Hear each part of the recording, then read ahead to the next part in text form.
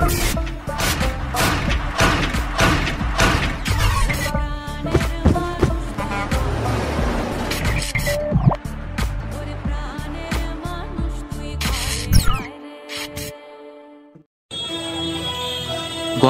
গভীর রাতে কোয়েস্ট মলে আত্মহত্যার ঘটনা ঘিরে চাঞ্চল্য। গতকাল রাতে পুলিশ পার্কসার্কস এলাকায় কোয়েস্ট মল থেকে একটি তথ্য পায় যে এক অজ্ঞাত পরিচয় যুবকের মলের 6 তলা থেকে ঝাঁপ দিয়েছে।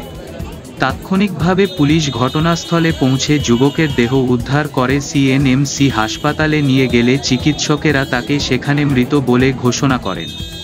মৃত যুবকের নাম মোহাম্মদ আইমান রৌফ, বয়স 22 এবং কোরেয়া থানার অন্তর্গত 39-2 ব্রড স্ট্রিট এলাকার বাসিন্দা এই যুবক।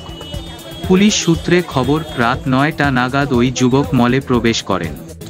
রাত 10টা নাগাদ আচমকাই এলাকার মানুষজন এক বিকট আওয়াজ পান। তারা এসে দেখেন আইমান রৌফের দেহ মলের পার্কিং লটের মেঝেতে রক্তাক্ত অবস্থায় পড়ে রয়েছে। ঘটনা এলাকায় ব্যাপক চাঞ্চল্য ছড়িয়ে পড়ে। পুলিশের প্রাথমিক অনুমান আত্মহত্যার জন্যই ওই যুবক প্রবেশ করেছিলেন এবং ঝাঁপ দিয়ে আত্মঘাতী হন। তবে কী কারণে আত্মঘাতী হলেন এই যুবক এবং এটি নিছকই আত্মহত্যা নাকি এর পিছনে কোন রহস্য রয়েছে তা মলের সিসিটিভি ক্যামেরার ফুটেজ খতিয়ে দেখে তদন্ত শুরু করেছে কোরেয়া থানার পুলিশ।